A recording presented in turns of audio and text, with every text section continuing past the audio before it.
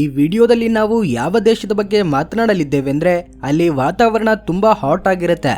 ಅಂದ್ರೆ ಅಲ್ಲಿ ಟೆಂಪರೇಚರ್ ತುಂಬಾ ಹೆಚ್ಚು, ತುಂಬಾ ಬಿಸಿಯಾಗಿರುತ್ತೆ. ಅಲ್ಲಿನ ಜನರು ಸಾಮಾನ್ಯಕ್ಕಿಂತ ತುಂಬಾ ಹೆಚ್ಚು ಹಣ ಸಂಪಾದಿಸ್ತಾರೆ. ಇಲ್ಲಿನ ಹುಡುಗಿಯರನ್ನ ನೋಡಿದ್ರೆ ಅವರು ತುಂಬಾ ಸುಂದರವಾಗಿರ್ತಾರೆ. ಇಲ್ಲಿನ ಜನಸಂಖ್ಯೆ ತುಂಬಾ ಕಡಿಮೆ. ಎಷ್ಟು ಕಡಿಮೆ ಎಂದ್ರೆ ಉದಾಹರಣೆಗೆ ನಮ್ಮ ಬೆಂಗಳೂರಿನ ಒಂದು ದೊಡ್ಡ ಏರಿಯಾವನ್ನ ತೆಗೆದುಕೊಂಡು ನೋಡಿದ್ರೆ ಇಲ್ಲಿನ ಏರಿಯಾದಲ್ಲಿರುವಷ್ಟು ಜನಸಂಖ್ಯೆ ಕೂಡ ಆ ಒಟ್ಟು ದೇಶದಲ್ಲಿ ಇರೋದಿಲ್ಲ. ಆದ್ರೂ ಕೂಡ ಈ ದೇಶ ತುಂಬಾ ಉನ್ನತವಾಗಿರ್ತದೆ. ಹೆಚ್ಚಿನ ಭಾರತೀಯರನ್ನ ಏರ್ ಲಿಫ್ಟ್ ಮಾಡಿದ ಘನತೆ ಕೂಡ ಈ ದೇಶಕ್ಕೆ ಸೇರುತ್ತೆ. ಇಷ್ಟಕ್ಕೂ ನಾನು ಈಗ ಯಾವ ದೇಶದ ಬಗ್ಗೆ ಮಾತನಾಡ್ತಿದ್ದೇನೆ ನಿಮಗೆ ಅರ್ಥವಾಯಿತಾ? ನಾನು ಮಾತನಾಡ್ತಿರುವುದು ಕುವೈತ್ ದೇಶದ ಬಗ್ಗೆ. ಈ ವಿಡಿಯೋದಲ್ಲಿ ತಿಳ್ಕೊಳ್ಳುವ ಮಾಹಿತಿ ಬಹುತೇಕ ಜನರಿಗೆ ಗೊತ್ತೇ ಇರಲ್ಲ. ನಿಮ್ಮಲ್ಲಿ ಎಷ್ಟು ಜನರಿಗೆ ಕುವೈತ್ ದೇಶದ ಪೂರ್ತಿ ಹೆಸರು ತಿಳಿದಿದೆ? ತಿಳಿಯದಿದ್ರೂ ಪರವಾಗಿಲ್ಲ, ಈಗ ನಾನ್ ಹೇಳ್ತೇನೆ ಕೇಳಿ. ಕುವೈತ್ ದೇಶದ ಹೆಸರು ದೌಲತ್ ಅಲ್ ಕುವೈತ್. ಈ ದೇಶದ ಸ್ಥಾಪನೆ 1613ರಲ್ಲಿ ನಡೆಯುತ್ತೆ. ಈ ದೇಶ ತುಂಬಾ ಚಿಕ್ಕದ್ದು. ಈ ದೇಶದಲ್ಲಿ ಕೇವಲ 45 ಲಕ್ಷ ಜನರು ಮಾತ್ರ ಕುವೈತಿಯನ್ನರು ಇದ್ದಾರೆ. ಉಳಿದವರೆಲ್ಲ ಅಲ್ಲಿ ಕೆಲಸ ಮಾಡಲು ಬಂದು ವೀಸಾದ ಮೇಲೆ ಇರುವವರೇ. ಮೊದಲೇ ಹೇಳ್ದಂತೆ ಈ ದೇಶ ತುಂಬಾ ಚಿಕ್ಕದ್ದು, ಆದ್ರೂ ತುಂಬಾ ಬಲವಾದ ದೇಶ. ಅಂದರೆ ಈ ದೇಶದಲ್ಲಿ ಹಣಕ್ಕೆ ಸ್ವಲ್ಪವೂ ಕೊರತೆ ಇರೋದಿಲ್ಲ. ಇಲ್ಲಿ ಒಬ್ಬ ಕುವೈತಿ ವ್ಯಕ್ತಿಯ ಆದಾಯ ಸುಮಾರು 53 ಲಕ್ಷ. ಇಷ್ಟೊಂದು ಹಣ ಸಂಪಾದಿಸುವುದು ಚಿಕ್ಕ ವಿಷಯವಲ್ಲ. ಇಲ್ಲಿರುವ ಮನುಷ್ಯರ ಆದಾಯದ ಆಧಾರದ ಮೇಲೆ ಕುವೈತ್ ಪ್ರಪಂಚದಲ್ಲೇ ಟಾಪ್ ರಿಚೆಸ್ಟ್ ಕಂಟ್ರೀಸ್ ಲಿಸ್ಟ್ ಅಲ್ಲಿ ಬರ್ತದೆ. ಅರಬ್ ದೇಶಗಳಲ್ಲಿ ಬಿಸಿಲು ಹೆಚ್ಚಾಗಿರ್ತದೆ ಎಂಬ ವಿಷಯ ನಮ್ಗೆಲ್ರಿಗೂ ತಿಳಿದಿದೆ. ಆದ್ರೆ ಇಲ್ಲಿ ಡೇ ಟೈಮ್ ಅಲ್ಲಿ ಹೊರಗೆ ತಿರುಗಾಡುವುದು ಅಂದ್ರೆ ನಮ್ಮನ್ನ ನಾವೇ ಬೆಂಕಿ ಇಟ್ಟುಕೊಂಡು ಸುಟ್ಟುಕೊಳ್ಳುವಂತೆ ಆಗತ್ತೆ. ಯಾಕಂದ್ರೆ ಇಲ್ಲಿ ಡೇ ಟೈಮ್ ಅಲ್ಲಿ ತಾಪಮಾನ 55 ಡಿಗ್ರಿಗಳಿಗೆ ತಲುಪುತ್ತೆ. ಈ ದೇಶದಲ್ಲಿ ಹಣಕ್ಕೆ ಕೊರತೆ ಇಲ್ಲ ಎಂದು ಈಗಷ್ಟೇ ಹೇಳ್ದೇನಲ್ವಾ? ಆದ್ರೆ ಈಗ ಇಲ್ಲಿನ ಕರೆನ್ಸಿ ವ್ಯಾಲ್ಯೂ ಬಗ್ಗೆ ಮಾತನಾಡಿದ್ರೆ ಪ್ರಪಂಚದಲ್ಲೇ ಹೆಚ್ಚು ವ್ಯಾಲ್ಯೂ ಇರುವ ಕರೆನ್ಸಿ ಇರುವ ದೇಶಗಳಲ್ಲಿ ಕುವೈತ್ ಕೂಡ ಒಂದು.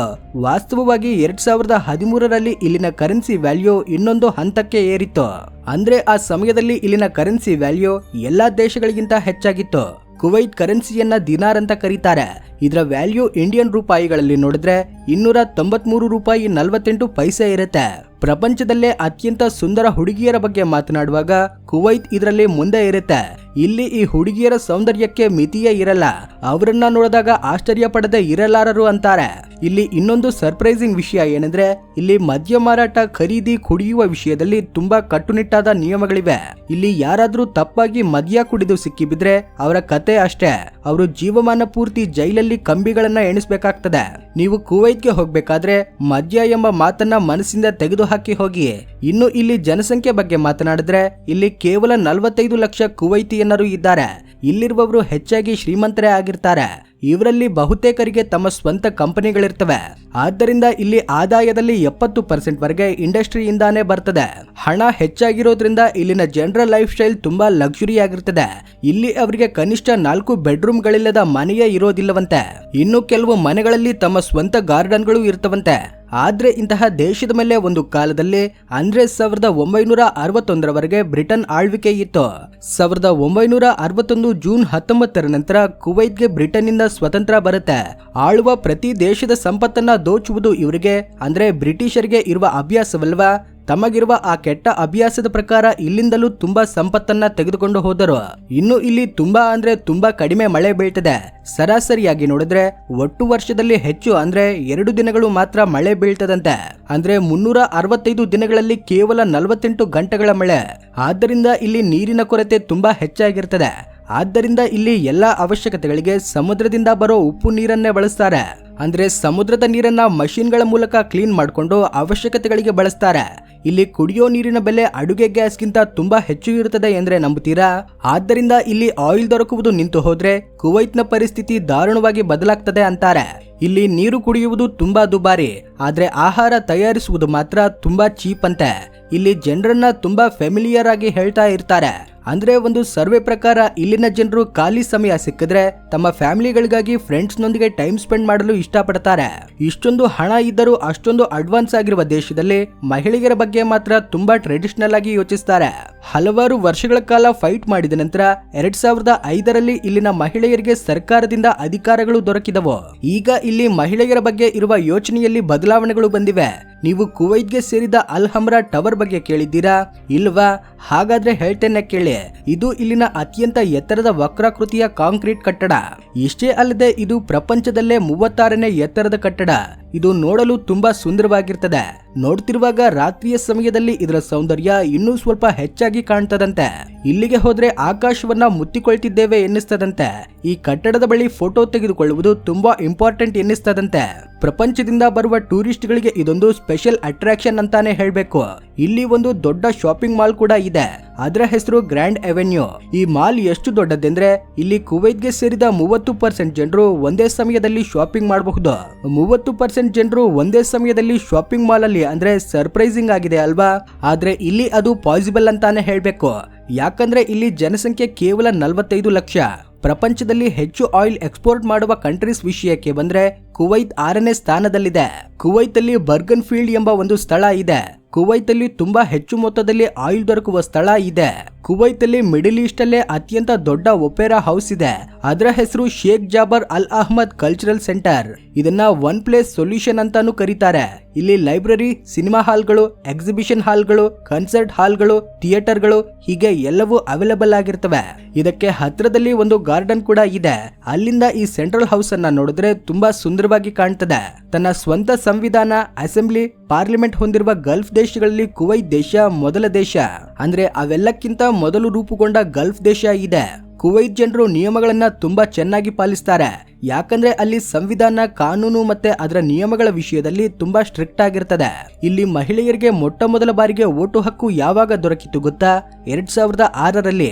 ಅದಕ್ಕಿಂತ ಮೊದಲು ಅಲ್ಲಿ ಕೇವಲ ಪುರುಷರಿಗೆ ಮಾತ್ರ ವೋಟು ಹಕ್ಕು ಇತ್ತು. ಈ ವಿಷಯದ ಮೇಲೆ ಅಲ್ಲಿ ಮಹಿಳೆಯರು ತುಂಬಾ ಕಾಲ ಫೈಟ್ ಮಾಡಿದ ನಂತರ 2006ರಲ್ಲಿ ಅವರಿಗೆ ವೋಟು ಹಕ್ಕು ದೊರಕಿತ್ತು. ಇಷ್ಟೇ ಅಲ್ಲದೆ ಈಗ ಅಲ್ಲಿ ಮಹಿಳೆಯರು ಪಾರ್ಲಿಮೆಂಟ್ ಸದಸ್ಯರಾಗಿದ್ದು ತಮ್ಮ ಕೆಲಸಕ್ಕೆ ಮನ್ನಣೆಯನ್ನು ಪಡೆದಿದ್ದಾರೆ. ಈಗ ಕುವೈತ್ ಜನರು ಸ್ತ್ರೀ ಪುರುಷರಿಗೆ ಎಲ್ಲಾ ಕ್ಷೇತ್ರಗಳಲ್ಲಿ ಸಮಾನ ಅವಕಾಶಗಳು ದೊರಕಬೇಕು ಎಂದು ಬಯಸ್ತಾರೆ. ಫ್ರೆಂಡ್ಸ್, ಪ್ರಪಂಚದಲ್ಲಿ ಕೆಲವು ದೇಶಗಳಲ್ಲಿ ರೈಲ್ವೆ ಇರೋದಿಲ್ಲ. ಅಂತಹ ದೇಶಗಳಲ್ಲಿ ಕುವೈತ್ ಕೂಡ ಒಂದು. ಆದ್ರೂ ಅಷ್ಟೊಂದು ಕಡಿಮೆ ಜನಸಂಖ್ಯೆ ಇರುವ ದೇಶದಲ್ಲಿ ರೈಲ್ವೆಗಳ ಅಗತ್ಯ ಮಾತ್ರ ಏನಿರ್ತದೆ ಹೇಳಿ? ಅಲ್ಲಿ ಎಲ್ಲರೂ ಶ್ರೀಮಂತರೇ ಆಗಿರೋದ್ರಿಂದ ಬಹುತೇಕರಿಗೆ ದೊಡ್ಡ ದೊಡ್ಡ ಸ್ವಂತ ವಾಹನಗಳಿವೆ. ಇಲ್ಲಿ ಇನ್ನೊಂದು ದೊಡ್ಡ ಟವರ್ ಕೂಡ ಇದೆ. ಅದರ ಹೆಸರು ಲಿಬರೇಷನ್ ಟವರ್. ಇದು ತುಂಬಾ ಎತ್ತರವಾದ ಕಟ್ಟಡಗಳಲ್ಲಿ ಒಂದು. ಇದರ ಎತ್ತರ 1220 ಅಡಿ ಇರ್ತದೆ. ಇದು ಕುವೈತ್ ಅಲ್ಲಿ ಒಂದು ಫೇಮಸ್ ಟೂರಿಸ್ಟ್ ಡೆಸ್ಟಿನೇಷನ್. ಕುವೈತ್ಗೆ ಹೋದಾಗ ಇದನ್ನ ನೋಡದೆ ಹಿಂತಿರುಗಿ ಬರುವುದು ಆ ವಿಸಿಟ್ ಅನ್ನ ಇನ್ಕಂಪ್ಲೀಟ್ ಆಗಿ ಮಾಡ್ತದೆ. ಇಲ್ಲಿರುವ ಅತ್ಯಧಿಕ ತಾಪಮಾನಗಳಿಂದ ಇಲ್ಲಿ ಬೆಳೆಗಳು ಬೆಳೆಯೋದಿಲ್ಲ. ಆದ್ದರಿಂದ ಕುವೈತ್ ಸರ್ಕಾರಕ್ಕೆ ಹೆಚ್ಚಿನ ಆಹಾರವನ್ನ ಹೊರಗಿನಿಂದ ತರಬೇಕಾಗ್ತದೆ. ಇಲ್ಲಿ ಕುಡಿಯಲು ನೀರನ್ನ ಹೊರಗಿಂದ ತರಿಸಿಕೊಳ್ತಿದ್ದಾಗ ಇಲ್ಲಿ ಬೆಳೆಗಳು ಬೆಳೆಯುತ್ತವೆ ಎಂದು ಹೇಗೆ ಯೋಚಿಸಬಹುದು? ಇಲ್ಲಿ ಕೇವಲ ಆಯಿಲ್ ಮಾತ್ರ ದೊರಕುತ್ತೆ. ತೈಲಕ್ಕೆ ಪ್ರಪಂಚ ದೇಶಗಳಲ್ಲಿ ಡಿಮ್ಯಾಂಡ್ ಮತ್ತೆ ಬೆಲೆ ತುಂಬಾ ಹೆಚ್ಚಾಗಿರೋದ್ರಿಂದ ಕುವೈತ್ ಹಾಗೆ ಮುಂದೆ ಸಾಗ್ತಿದೆ.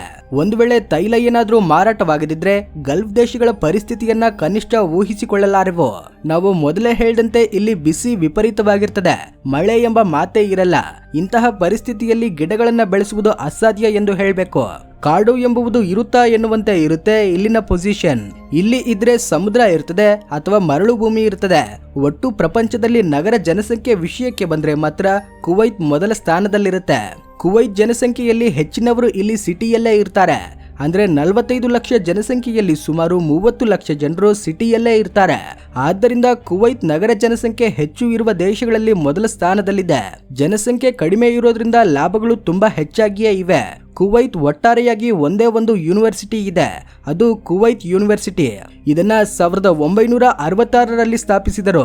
ಇಲ್ಲಿ ಕುವೈತ್ ಸ್ಟೂಡೆಂಟ್ ಹೆಚ್ಚಾಗಿ ಇರೋದಿಲ್ಲ. ಯಾಕಂದ್ರೆ ಸ್ಕೂಲಿಂಗ್ ಮುಗಿದ ತಕ್ಷಣ ಇವರಲ್ಲಿ ಅರ್ಧದಷ್ಟು ಜನರು ಓದಲು ಇಂಗ್ಲೆಂಡ್ ಅಥವಾ ಪ್ಯಾರಿಸ್ಗೆ ಹೋಗಿಬಿಡ್ತಾರೆ. 2006ರಲ್ಲಿ ಕುವೈತ್ ದೇಶ ತನ್ನ ಹಣ ಮತ್ತೆ ಟೆಕ್ನಾಲಜಿಯ ಸಾಮರ್ಥ್ಯವನ್ನ ಪ್ರಪಂಚಕ್ಕೆ ತೋರಿಸಿತ್ತು. ಅದು ಹೇಗೆಂದ್ರೆ ಒಂದು ಒಂಟೆ ರೇಸ್ ಮುಖಾಂತರ. ಅದರಲ್ಲಿ ಏನಿದೆ ಅಂತೀರಾ? ಅದೇ ಸ್ಪೆಷಲ್. ಈ ರೇಸ್ ಅಲ್ಲಿ ಪಾಲ್ಗೊಳ್ಳುವ ಒಂಟೆಗಳನ್ನ ಸಂಪೂರ್ಣ ರೋಬೋಟ್ಗಳು ಕಂಟ್ರೋಲ್ ಮಾಡ್ತವೆ. ಅಂದ್ರೆ ಈ ರೇಸ್ ಅಲ್ಲಿ ಒಂಟೆಗಳ ಜೊತೆಗೆ ರೋಬೋಟ್ಗಳು ಪಾಲ್ಗೊಂಡವು. ಈ ಇವೆಂಟ್ ತುಂಬಾ ಯೂನಿಕ್ ಆಗಿ ಮತ್ತೆ ತುಂಬಾ ಹಿಟ್ ಆಗಿ ನಿಂತಿತ್ತು. ಕುವೈತ್ ದೇಶದಲ್ಲಿ ವಿಶ್ವದಲ್ಲೇ ದೊಡ್ಡ ಟೈರ್ ಡಂಪ್ ಏರಿಯಾ ಇದೆ. ಇಲ್ಲಿ ಸುಮಾರು 80 ಲಕ್ಷ ಟೈರ್ಗಳನ್ನ ಹಾಕಿದ್ದಾರೆ. ಫ್ಲೈಟ್ ಅಲ್ಲಿ ಟ್ರಾವೆಲ್ ಮಾಡ್ತಿರುವಾಗ ಮೇಲಿಂದ ಇದನ್ನ ನೋಡಬಹುದು. ಇದರ ಇಮೇಜ್ ಗಳನ್ನ ಕೆಲ ಸೈಂಟಿಸ್ಟ್ ಗಳು ಸ್ಪೇಸ್ ನಿಂದಲೂ ತೆಗೆದಿದ್ದಾರೆ. ಇದರಿಂದ ಇದು ಎಷ್ಟು ದೊಡ್ಡದಾಗಿರ್ತದೆ ಎಂಬುದನ್ನ ಅಂದಾಜು ಹಾಕಬಹುದು. ಎಲ್ಲೆಲ್ಲೂ ಟೈರ್ಗಳೇ ಕಾಣ್ತವೆ. ಇನ್ನು ರಾತ್ರಿ ಸಮಯದಲ್ಲಿ ಕುವೈತ್ ನಗರ ಇನ್ನೂ ಸುಂದರವಾಗಿ ಕಾಣ್ತದೆ.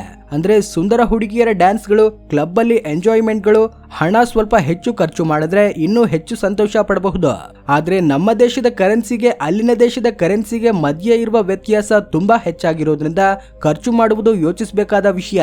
ಕುವೈತ್ ಅಲ್ಲಿ ಕುವೈತ್ ಸಿಟಿ ಮಾತ್ರವಲ್ಲದೆ ಇನ್ನು ಯಾವ್ಯಾವ ಸ್ಥಳಗಳಿಗೆ ಹೋಗಬಹುದೆಂದ್ರೆ ಫಹಲಾಗ್ ದ್ವೀಪವನ್ನ ನೋಡಲು ಹೋಗಬಹುದು.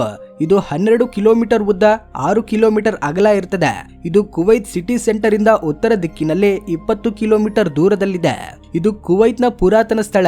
ಇಲ್ಲಿ ಗ್ರೀಕ್ ಆಕ್ರಮಣಕಾರರು ತಮ್ಮ ಬಸ್ತಿಯನ್ನ ರಚಿಸಿಕೊಂಡು ಇದ್ದರಂತೆ. ಇಲ್ಲಿ ಒಂದು ಪುರಾತನ ದೇವಾಲಯದ ಅವಶೇಷಗಳನ್ನು ನೋಡಬಹುದು. ಸೊ ನೋಡಿದ್ರಲ್ವಾ ಫ್ರೆಂಡ್ಸ್, ಕುವೈತ್ ದೇಶದ ಕೆಲವೊಂದು ಆಸಕ್ತಿಯಾದ ವಿಷಯಗಳನ್ನ. ಈ ವಿಡಿಯೋ ನಿಮಗೆ ಇಷ್ಟವಾಗಿದ್ರೆ ಲೈಕ್ ಮಾಡಿ, ಶೇರ್ ಮಾಡಿ, ನಮ್ಮ ಚಾನೆಲ್ಗೆ ಸಬ್ಸ್ಕ್ರೈಬ್ ಮಾಡ್ಕೊಳ್ಳಿ. Thanks for watching.